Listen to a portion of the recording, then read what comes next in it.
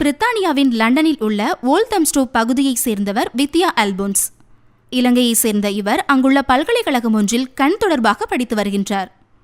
காய்ச்சல் மற்றும் உடல்வலி ஏற்பட்டதால் அருகிலுள்ள மருத்துவமனைக்கு சென்றுள்ளார்.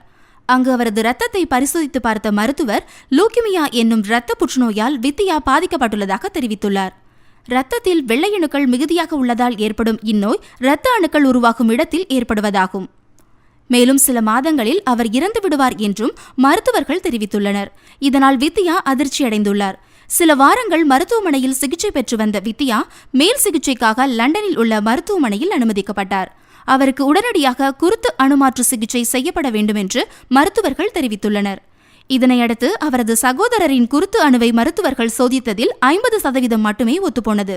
எனவே அவருக்கு குருத்தணு தானம் பெறுவதற்கான குருத்தணு தானம் தொடர்பான விழிப்புணர்வை அவரது பெற்றோர்கள் மேற்கொண்டு வருகின்றனர்.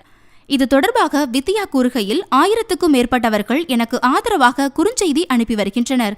எனக்கு நம்பிக்கையாக உள்ளது. இந்த விழிப்புணர்வு மூலம் எனக்கு நன்மை கிடைக்கவில்லை என்றாலும் கண்டிப்பாக யாருக்காவது நன்மை ஏற்படும் என்று தெரிவித்துள்ளார்.